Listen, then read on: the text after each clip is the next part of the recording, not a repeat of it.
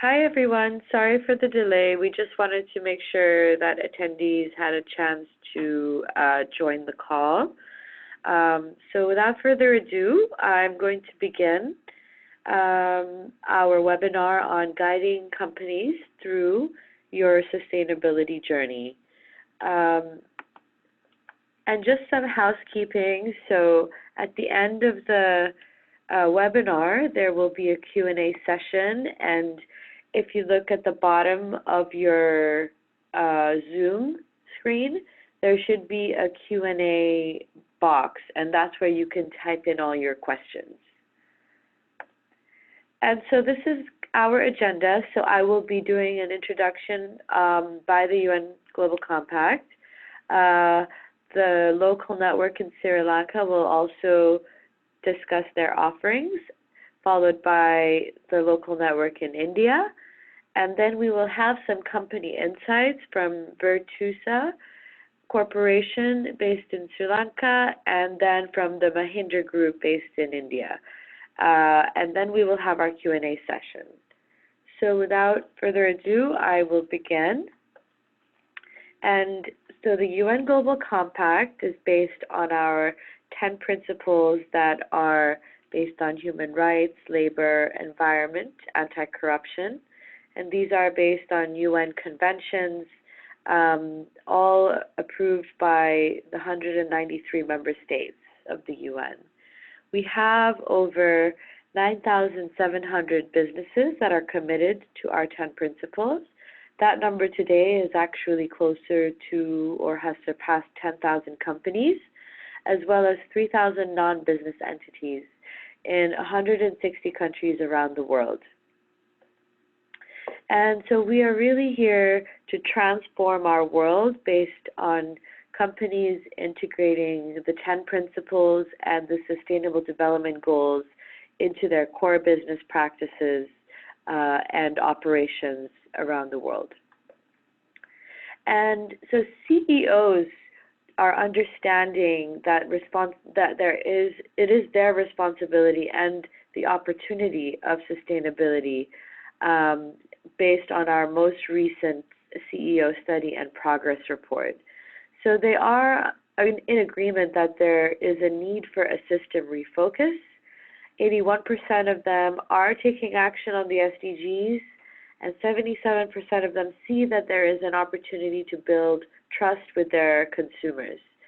71% also agree that they can make a significant impact on the SDGs. However, only 21% of these CEOs think that businesses are actually making an impact. And so the reason for that is because it is a huge challenge. Sustainability is a maze that's very hard to navigate, whether it's new terminologies such as diversity and inclusion, science-based targets, or whether it's additional challenges such as budget and resources constraints, lack of tools and training, increase in demands from consumers and the investor community. So there's a lot of challenges with sustainability for businesses to understand. And so this is why the UN Global Compact is here, to help companies cut through the complexity of sustainability so that you can achieve these goals. And so we have seen that businesses are engaged. So 92% of companies are aware of sustainability. However, there's a huge gap between awareness and actually knowing what tools they need to achieve their goals. And so the UN Global Compact helps companies by helping them build trust and transparency through our platform, to really publicly communicate what they are doing and their progress through a principle-based approach. We also help companies achieve their sustainability objectives through efficient access to guidance and training and tools and support. And finally, we help shape the corporate sustainability agenda around the world through global and local connections and partnerships. And the way that we do this, and before I even continue, we have a poll so that we can engage with you and find out the first question on what uh, what is the communication on progress reporting requirement? Oh, I'm sorry, that's not the question. Overall, your company has the connections and partnerships it needs to shape the corporate sustainability agenda. Do you strongly agree that your company does this? Do you agree? Do you disagree? Or do you strongly disagree? So I'll give you guys a few moments to take this poll.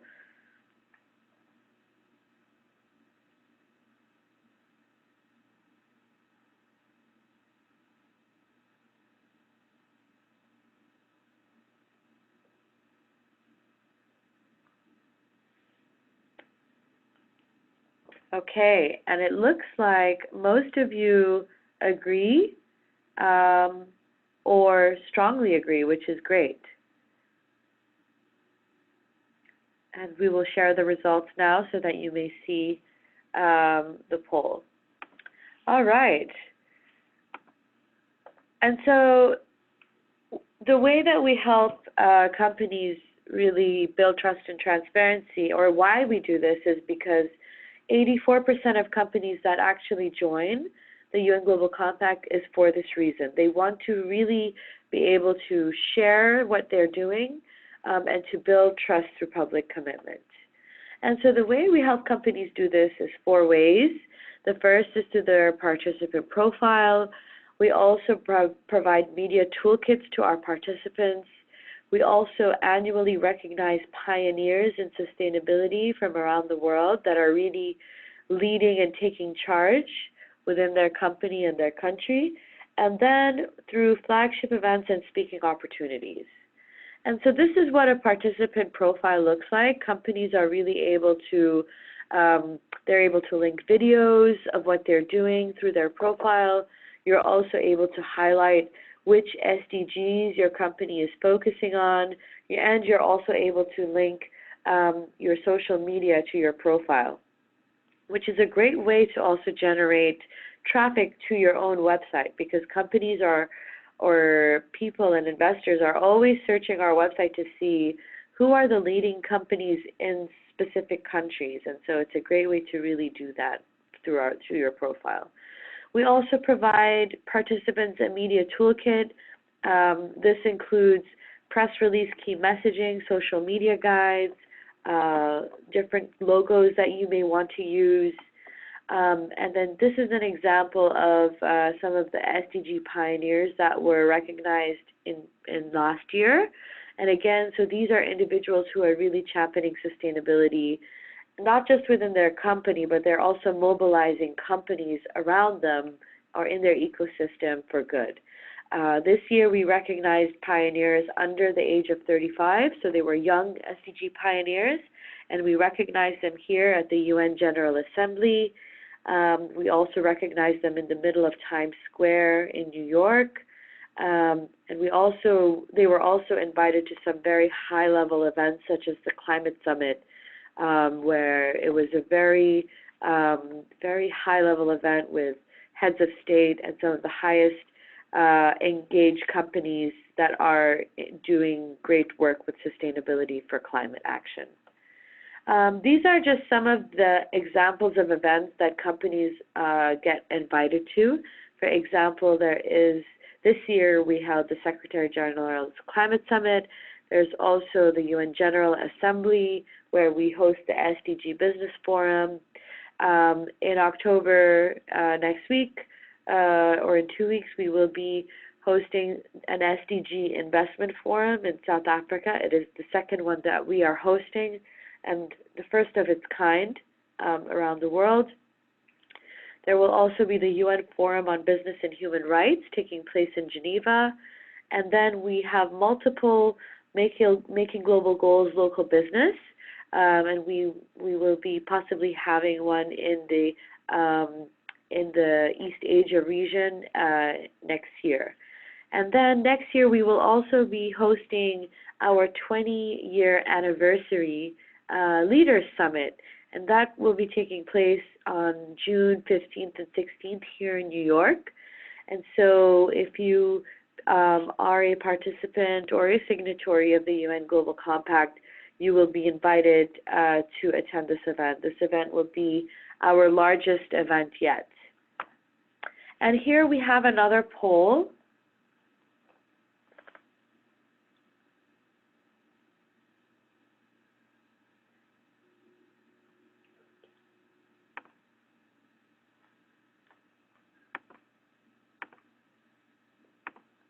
And the poll is, overall, do you have the skills and training and tools and resources that you need to advance your company's sustainability goals? And do you strongly agree, disagree, or strongly disagree? We do see that most companies realize that they don't have the tools that they need, and so please just take a moment to answer the question, and then we will share the poll results in a few moments.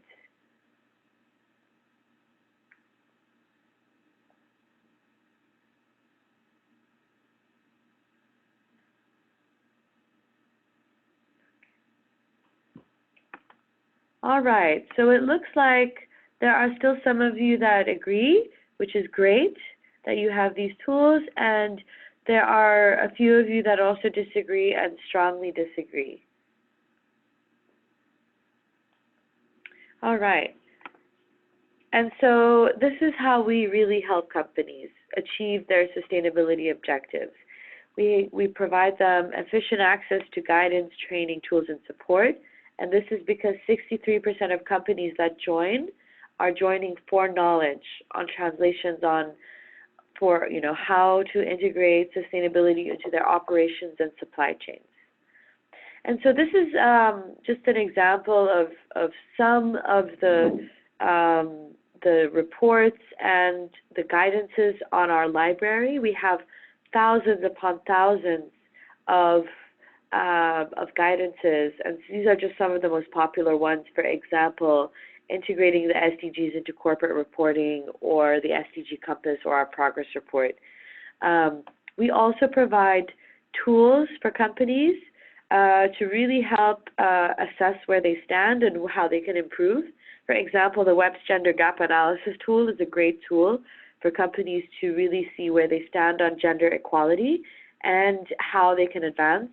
The data is anonymized, so we cannot see what you have input, but you are able to see where you stand compared to your companies and your peers. We also have the Science-Based Targets tool, which really helps companies to set science-based targets. We will be launching in 2020, early 2020, we will be launching the SDG Action Manager, which is a tool that we are developing with B Labs or B Corps. If you are not familiar, they are a benchmarking assessment tool. And so we are partnering with them to really help companies find their starting point to set goals and target and track improvement, collaborate across their company, and to also share their impact and learn at every step of the way. So wherever there may be gaps, there will be suggestions on how you can close these gaps. We also provide training through our online learning platform.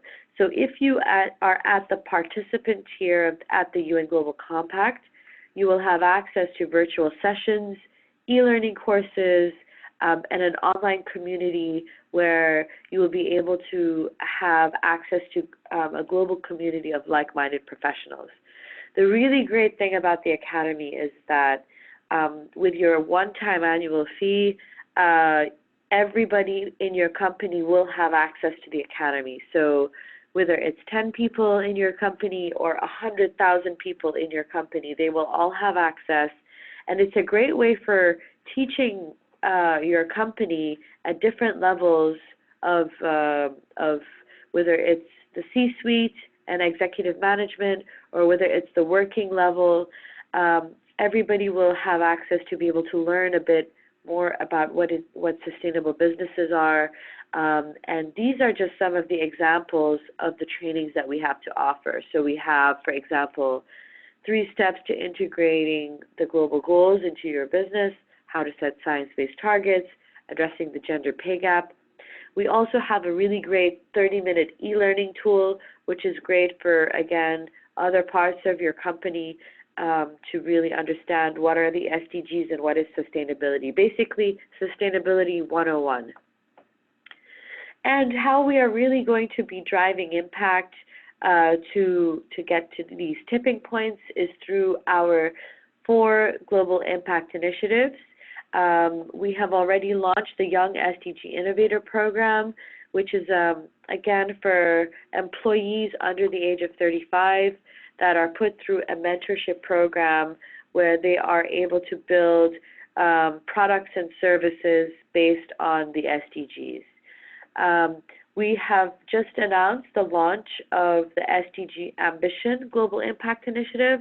This will be launching in 2020 as well, and the basics of it is a full integration of the 10 principles and the global goals into core business strategy, operations, and stakeholder engagement. And this is through all levels of strategy, operations, and stakeholder engagement. So really being able to impact companies at all levels of their business. And these global impact initiatives will really be driven locally. So through our local networks, whether they will be participating in these GIIs, this is how companies will really be able to get involved through workshops and really some face-to-face time with companies. And then we have also announced the launch of 2 other global impact initiatives. So Target Climate 1.5, which is getting companies to align their business to a 1.5 degree scenario to lower the carbon emissions in the world. And then Target Gender Equality, which is focusing on goal number 5 and target number 5. So getting more women at the executive level and decision-making roles within companies.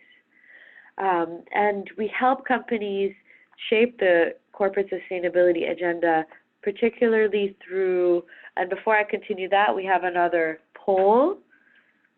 And this poll is, overall, does your company have the connections and partnerships it needs to help shape the corporate sustainability agenda?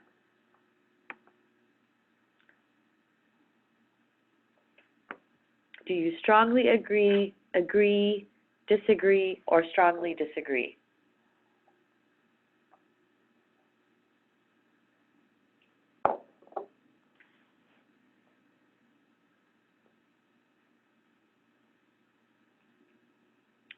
We'll just wait a few more moments.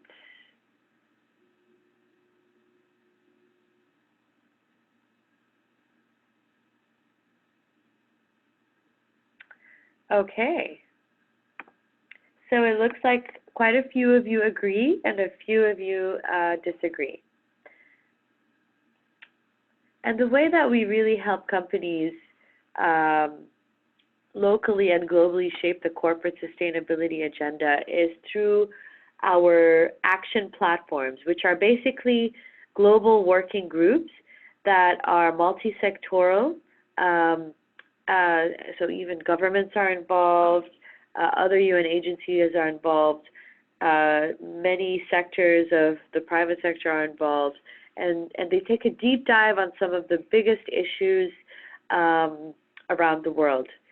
They are time-bound, so they're about 2 to 3 years long. Some of our most recent ones is the Sustainable Ocean Business, which we launched last year after the UN General Assembly, because from our last year's progress report, we discovered that life underwater was the SDG that had the least amount of attention from companies.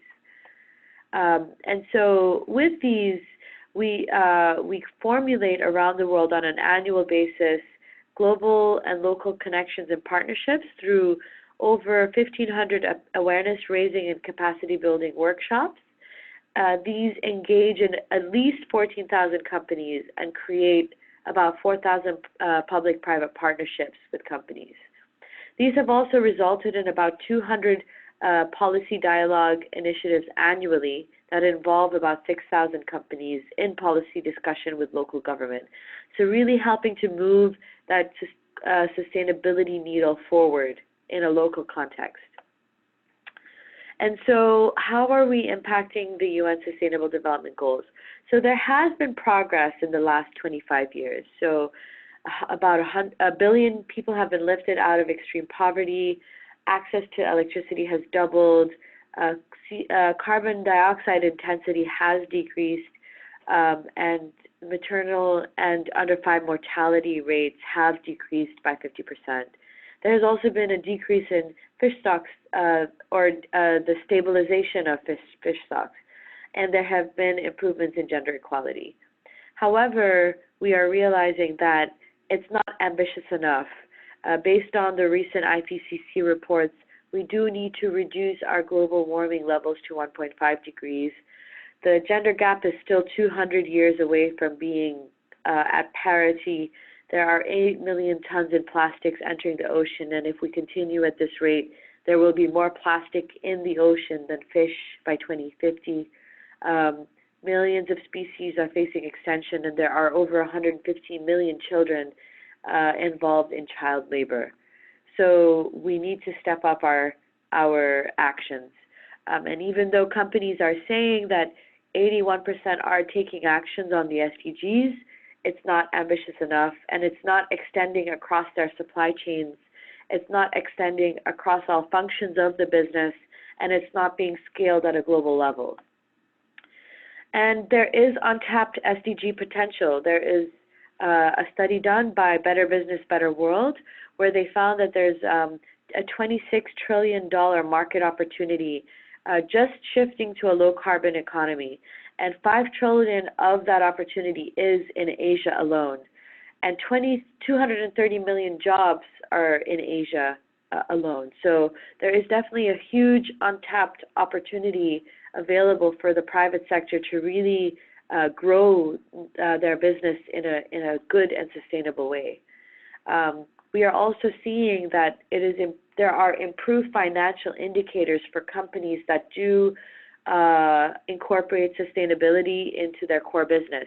There was a study done by Oxford University and Arabesque, and they analyzed over 200 studies, and of these 200 studies, 90% of these studies found that there was a lower cost of capital, there was better operational performance, and there were better stock prices with companies that incorporate sustainability into their core business. There was, if you look to the right, there's also a graph showing the Russell 1000, which is a total return index, compared to the Just USL CDI, which is a sustainability index. And companies that are basically incorporating sustainability are outperforming the regular total return index by about 7%. So there's definitely a huge financial performance implication for companies who are incorporating sustainability into their core business. So they're seeing higher margins, higher market valuations, and higher credit worthiness as well. And investors are really starting to listen. Some of the largest asset management firms in the world are starting to use the UN Global Compact's 10 principles to screen their funds. For example, BlackRock, JP Morgan, BNY Mellon are all starting to integrate the 10 principles of the UN Global Compact into their screening process. And this is expected to grow by about 20 times in the next decade to about $250 billion. And UN Global Compact companies are outperforming their peers. Arabesque has their rating system where they found that companies in UNGC, the UN Global Compact, are about 31% higher on corporate governance. They're higher on emissions management, and they are higher on human and labor rights. And there was also a study done by EcoVadis on sustainable supply chains, and they analyzed about 30,000 companies around the world, and they found that UN Global Compact companies are also outperforming their peers in CSR management systems and sustainable supply chains. And so we have a few levels of participation. We have our more local level, which is the signatory level, and then we have our participant tier, which is more of a global level, but also getting access to some of our global offerings here at the UN Global Compact. There's also the opportunity to become a lead company, and this is a very exclusive list of companies. And these are companies that are reporting at the advanced level, but are also at the participant tier and are engaging in at least 2 or more of our action platform working groups. And I won't review this, but this is for your reference later. But this is the breakdown of what you get for becoming a participant or a signatory of the UN Global Compact. These are also the fees. Our fees are based on annual revenue or gross sales, and I won't go over them, but this is also for your reference. And without further ado, I would like to introduce Mr. Ratika De Silva, who is the Executive Director of the Global Compact Network in Sri Lanka, who will be going through the local offerings of Sri Lanka. Thank you, Sylvia. That was a very informative and a thorough presentation update to all of us. Greetings from Sri Lanka, Ayubowan to all of you, which means long life to all. UNGC has been in Sri Lanka since 2007 and then been a registered entity since 2011. Today, we have a fairly large network, considering the size of Sri Lanka being a little island with a few companies, but still we have a fairly strong representation from across all industry sectors, and also large, medium, and small companies also represented in here. What's interesting to note is that in our journey over the years, we have seen the companies that have engaged closely and also continuously with UNGC have grown and have grown to be recognized as some of those companies that have actually are the benchmark today in sustainable corporate sustainability. And they've also been, some of them have even gone beyond the borders of Sri Lanka and been won accolades in the region as well for their initiatives and also their journey in sustainability.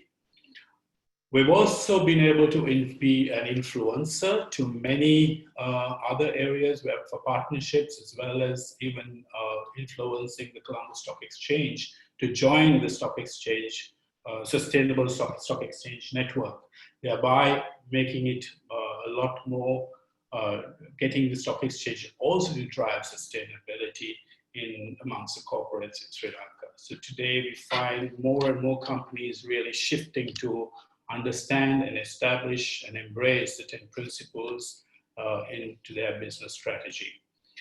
Our governance body, if I may share, consists of many of the leading organizations in the area of sustainability.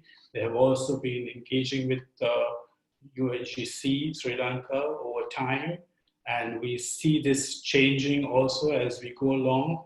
And we have, from this year on, we have 3 new members have come in as well to the board, and we see it evolving over time. Next slide, please. The steering committee that we have worked with also opens up a broader participation from all of our signatories.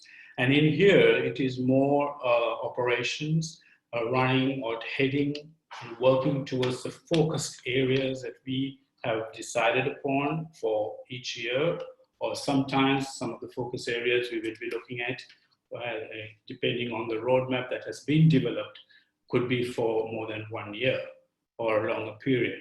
Today, we also find that we'll be connecting with most of our participants with the SDGs, and the SDGs have been embraced by almost every participant, and we find that they are also using this as the sort of to add greater value to the work that they're doing in sustainability. Working groups, as I explained to you, some of the thematic areas that we have been looking at for this year has been business and human rights, and also climate action, making global goals local business. We've already had a plan to launch this event this year, but due to the elections, we've had to postpone it for 2020. And of course, we have the other the water stewardship, sustainable finance, and public-private partnerships that are also being looked at. We've also had discussions on a very difficult topic that we have to drive.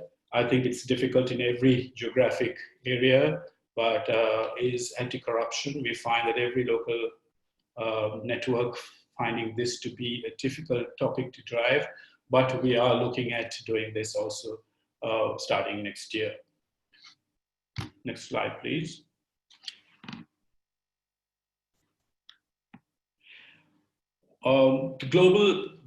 We've also been encouraging most of our signatories to participate in the global events because we want them to be a part of the global community of UNGC.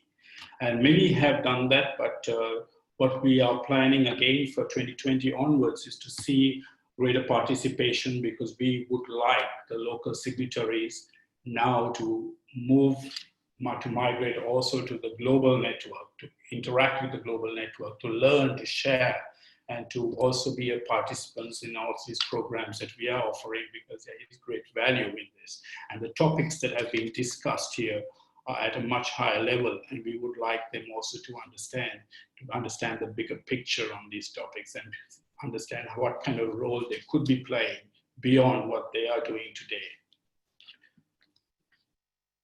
Engaging locally, yes, these are the programs that we have had for this year, and we just concluded the sessions on human rights, and then we are also just moving on to the next, which is also the Climathon that is happening this week, and then we would be also looking at further programs in 2020.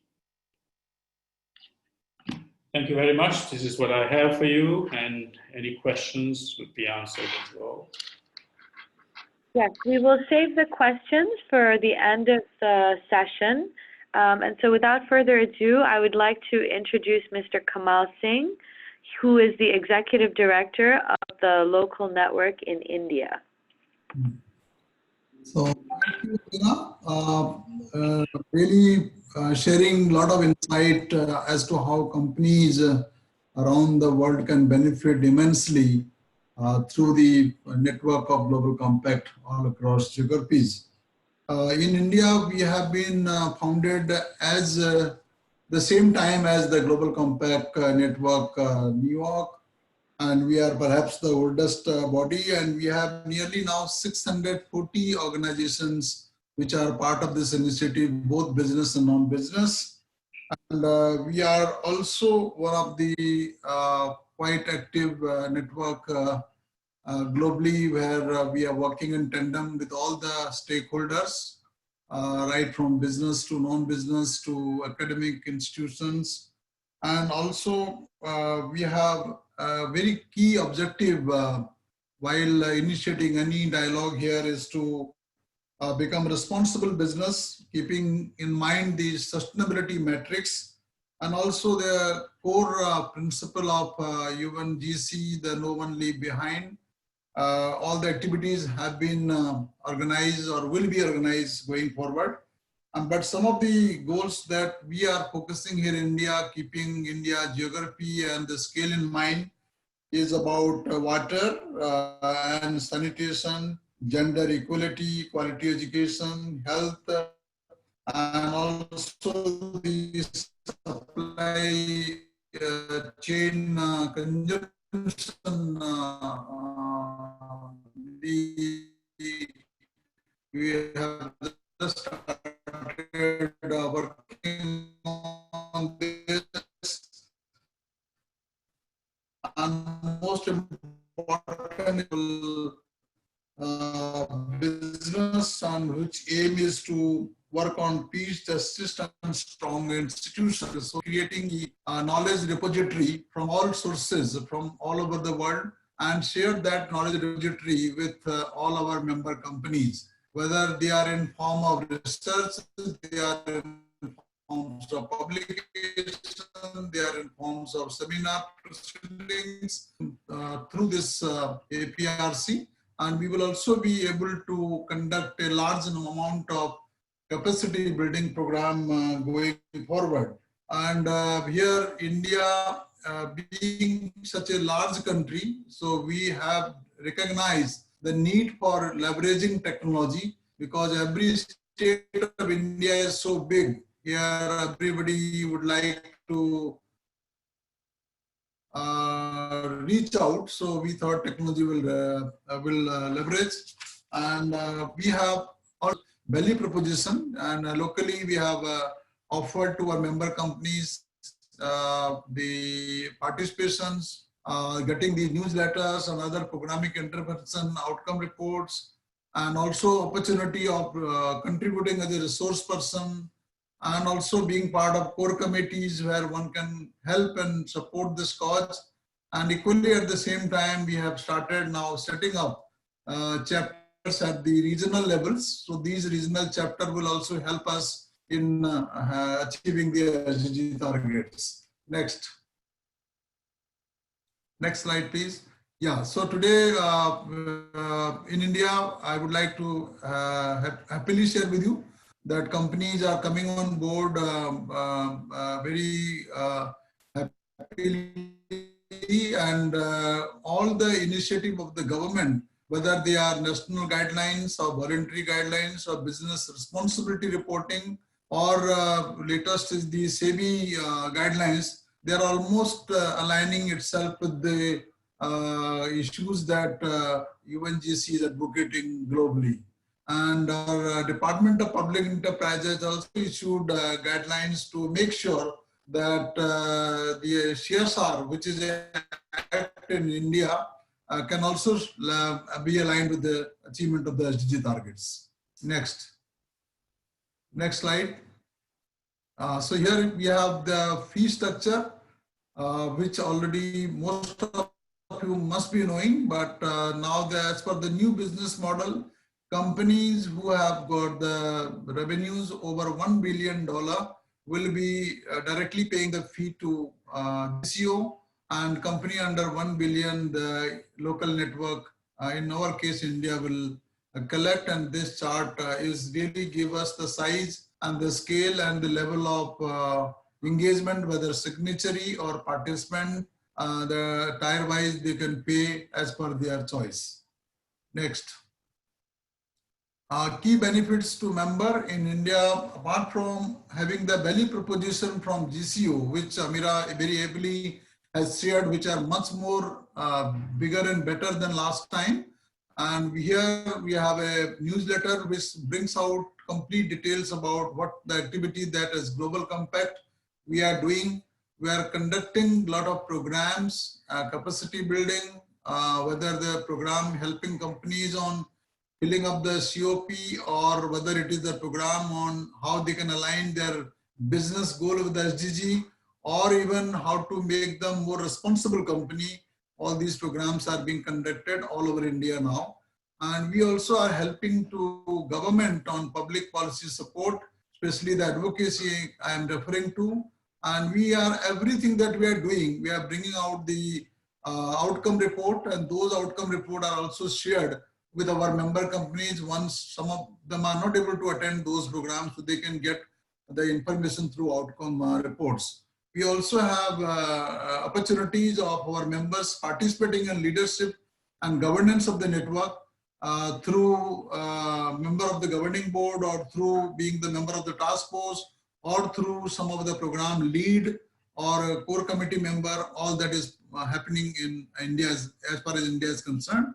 And there are opportunities for members to collaborate on an issue, on a goal that is close to their heart, and we work in tandem with all our member companies. We also have opportunities of representing our member companies at the global level. in our case, like Mr. Anand Mahendra or Mr. Anirban, who's on the call, they have also participated at the global level to make a difference, whatever the best insight that we have accrued from India. And there's also opportunities for us to contribute for the development of the state. Like last year, we worked with the government of Nagaland, one of the northeast state, where we have totally aligned the state with the SDG goals. And now this year we have taken up Uttarakhand as a state where we will be working in tandem. There are other states which are also in queue to work with us for achievement of the SDG target in their own way. Basically, how the state agenda can be aligned with the SDG framework. In India, every state has now been decided to map them out on SDG framework, and which is good for us because then states are also asking us as to how we can handle them. And the last, I want to also tell you that the more than anything else, it is the opportunity of associating oneself with a very admired agenda, which is good for our community, good for our society, and good as a planet. If we think about it, everybody can contribute towards making this whole planet not only sustainable but also usable for our future generations. Next. Next. Hello. Hello. Hello. Yeah. Hello. Yeah. So I would like to some of the activities that we have done recently as a programmatic intervention, and some of the events CSR spent with the SDG, that is a quiz for our members, how to make them fully aware about what these 17 SDGs are. We also have Gender Equality Summit. Now next week we have a Quality Education Conclave. The government of India recently come out with a new education policy. The policy is very aptly talking about human resource development, a conclave, which will make all the stakeholders fully educated how they should imbibe going forward in terms of SDGs. These are few photographs that you can see of some of the action that is happening in some parts of India. Next.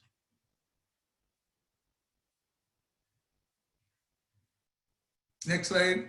Yeah, so these are the few conclaves I was talking to you, which are helping our companies to make a knowledge repository or make them better educated and better qualified to intelligence in their own way.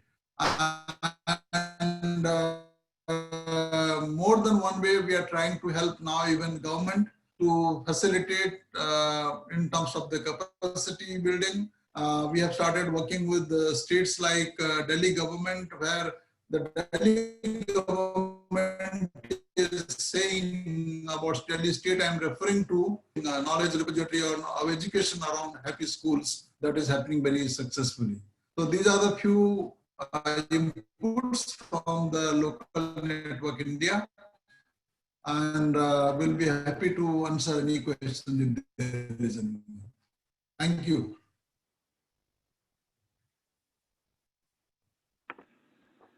Thank you very much, Kamal. Okay, so without further ado, we're going to go into some company insights. So first we have Ms. Zanetta, who is the manager of Virtusa, and Virtusa serves on the steering committee of the Sri Lankan local network since 2010. Hi, everyone. So let me jump right into the presentation. Can you go to the next slide, please?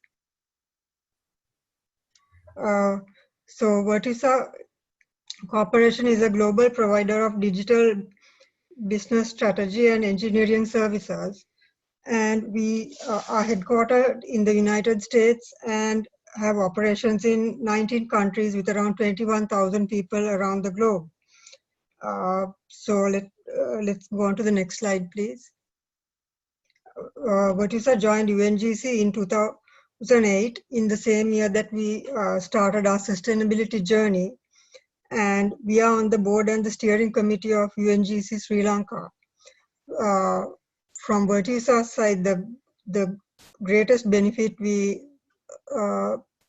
receive by being a participant in the UNGC is the multiple opportunities, learning opportunities we get, like the workshops and the UNGC Academy and the many publications, because this enables us to ensure that our sustainability program is aligned with global goals and is on par with international best practices. Next slide, please. The first step we took when we started on our sustainability journey is to identify what really sustainability means to us. So this is basically, like, this sentence sums up our elevator pitch, and as you can see, we focus on our environmental footprint, ethics, and respecting both people and planet. Next slide, please. So we have a sustainability framework which identifies the main elements that are important to our business priorities. As you can see, there are about 7 elements in the framework, and each is mapped to a framework or certification standard, so that it ensures that we are aligned with global and international standards that our framework is. Can we go back to the previous slide? Yeah. And also that the framework aligns to the SDGs and the UNGC principles. Next slide, please. The first element that I'd like to speak about, yeah, the next slide. The first element that I would like to speak to on is Code Green, which is our environmental management system. As you can see, we have reduced emissions by 33% and energy usage by 27%. And we also have in place programs for e-waste management, because e-waste, as a computing company, e-waste happens to be one of the main byproducts of our operations. And you can see that we carbon disclosure project rating has been B. Actually, we have achieved a rating of B for the past 3 years, which indicates that our environment management program is fairly successful. Next slide, please. So as a services company, our people is our biggest asset, and we have like multiple policies to protect human rights and ensure adherence to high labor standards. And being a tech company, we utilize social media, which actually Yammer, for transparent employee engagement. And this has proved to be quite a hit, because it allows any employee, irrespective of location or tier, to connect with colleagues or senior management. And we also focus a lot on training and development, and our goal is to fulfill 75 positions from within the organization through promotions and skill development. So you can see the multiple training programs we offer in the image. Next slide, please. So finally, I'd like to focus on one of the major community engagement projects that Vertisa carried out.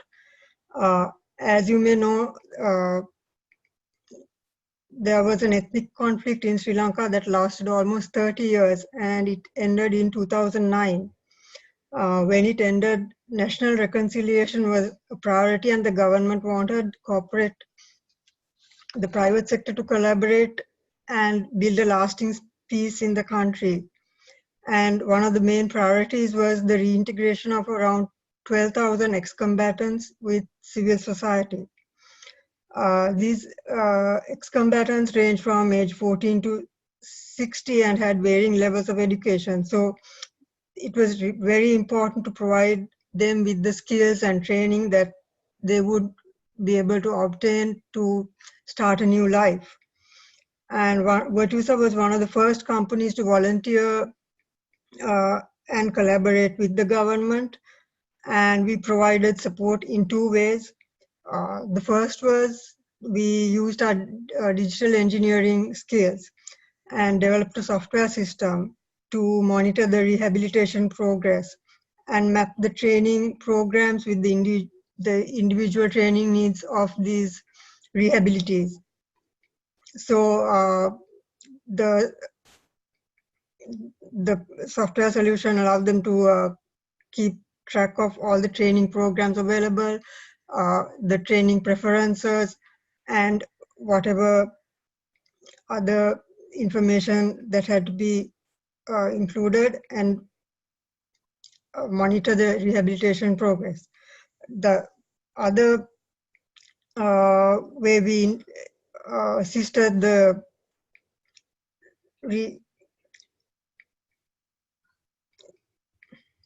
reconciliation process was through providing a digital learning center where the rehabilitees could actually learn computing and internet skills. And up to 400 trainees actually completed the basic course. And the entire project was featured in the UNGC Responsible Business Advancing Peace publication as a case study in 2013. Simeo, do I have enough time to work on one more example? Unfortunately, no, because we also have another speaker. Okay, that's fine then. We can move on. All right. Thank you very much, Sanata. So our next speaker is Mr. Anirban Ghosh, and he is the Chief Sustainability Officer for the Mahindra Group. And Mr. Ghosh, if you would like to start.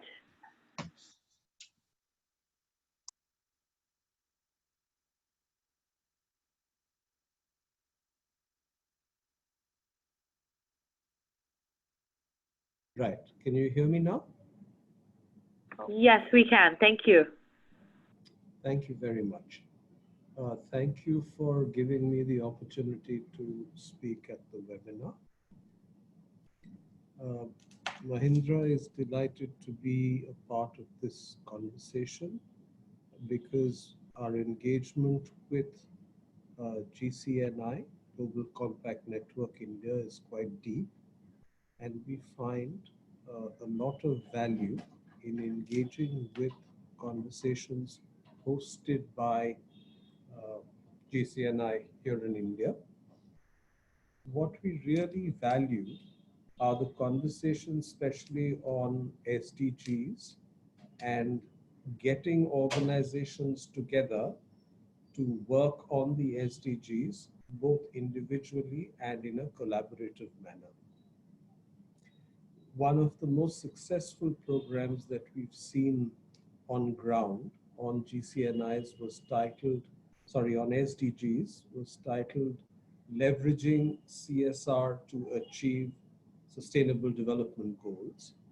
It brought together people from across the spectrum to discuss how one could leverage the corporate social responsibility funds of the country towards achieving relevant sustainable development goals.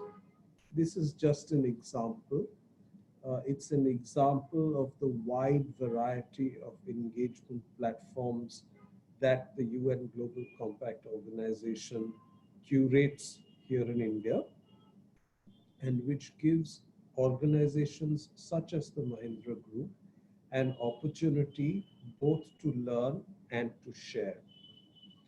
The Mahindra Group consists of a large number of companies across industries. The industries are as diverse as automotive, construction, farm equipment, holiday resorts, finance, software, and so on. A platform like the UN Global Compact actually brings organizations from each of these industries together. So each of the businesses finds value in engaging with the UN Global Compact. We are particularly privileged to have our chairman, Mr. Anand Mahindra, on the board of the UNGC, and Mr. S.P. Shukla on the governing council of the India organization. Personally, I've had occasion to engage in multiple conversations of the UNGC in India and help curate conferences on SDGs. I have personally found the engagement with other stakeholders who are doing wonderful work in different parts of the country to enable the less privileged have a better life, to be very meaningful, and has often led to partnerships across companies on projects with very high impact on ground. So we are grateful to the UNGC team for giving us the opportunity to engage in the activities on ground and also in this webinar, and wish them success in all the conversations that are scheduled for the immediate future. Thank you very much. Thank you very much, Mr. Ghosh.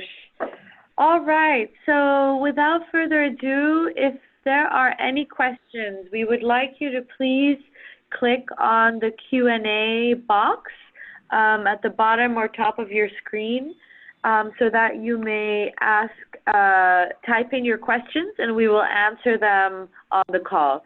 So I will give you guys a few moments if you have any questions for either myself or any of the speakers from the local networks or from the companies of Virtusa and Mahindra.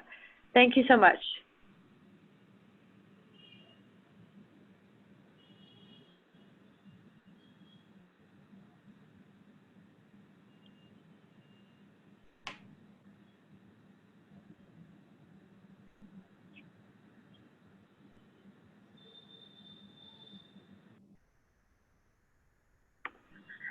Okay, there is a question about membership for another country, and Pushpa, we will email you to provide you guidance on how to engage in another country, and so we will provide that for you.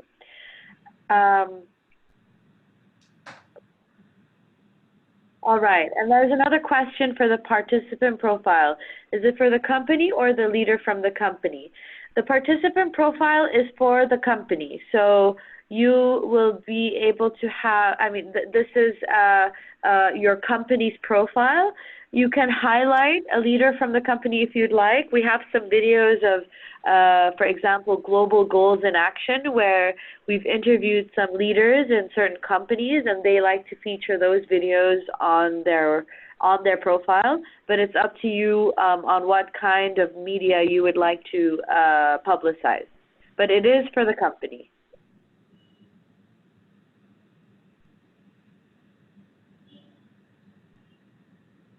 If we take membership through one of our companies, can we use the logo from our group as a whole because we practice CSR as a group? Okay, thank you, Pushpa. So if you join as a group, then yes. However, if it's just an individual subsidiary and you want to use it in another company, then no. But so your group will have to join.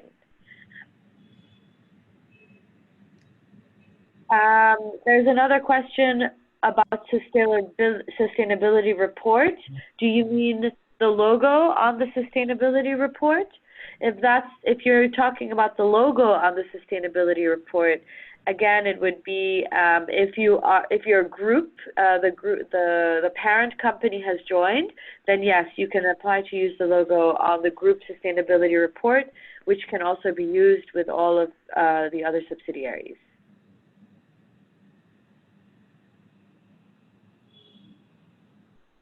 Can we release report as a group or only the member subsidiary? Same answer really. If your group has joined, then that same report can be used for all the subsidiaries if you are reporting as a group. If only the subsidiary has joined, yeah, if only the subsidiary has joined, then the subsidiary has to report on their own. So it's really important for subsidiaries, if your parent is not a member, to get them to join.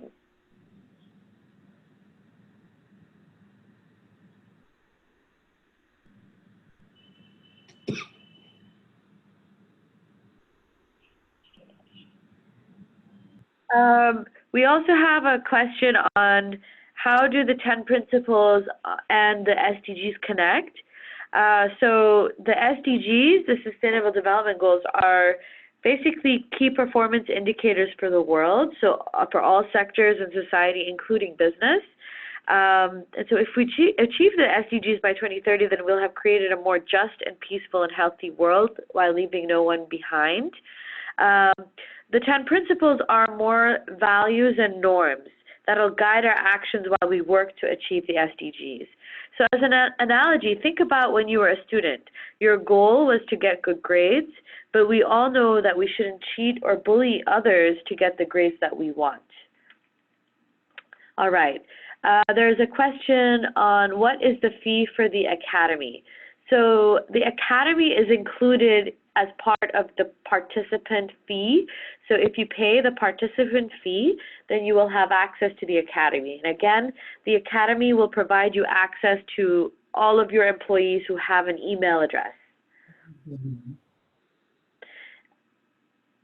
If we want to take membership in Dubai and India, do we need a global membership and both will be covered, or will we need to take individual memberships for both countries?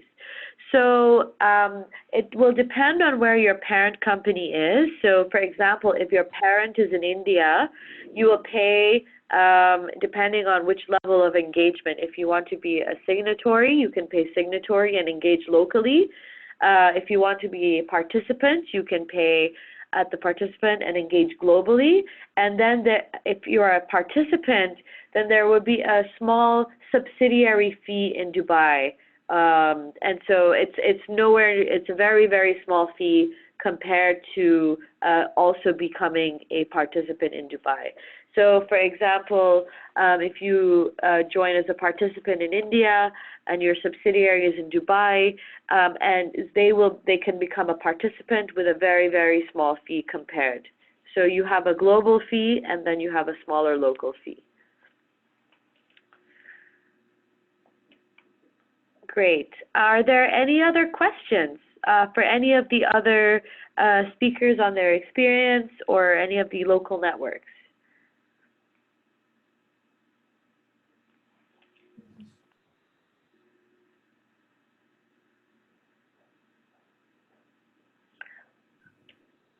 Okay, there was one other question, and it says, what is the communication on progress reporting requirement?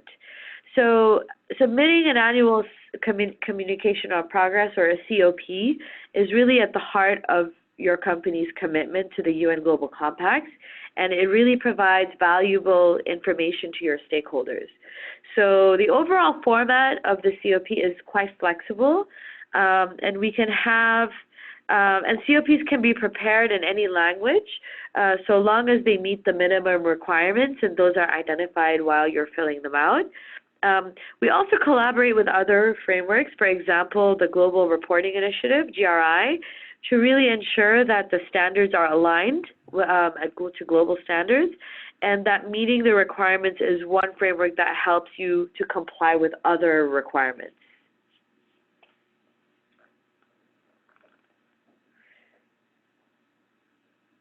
Any other questions before we close?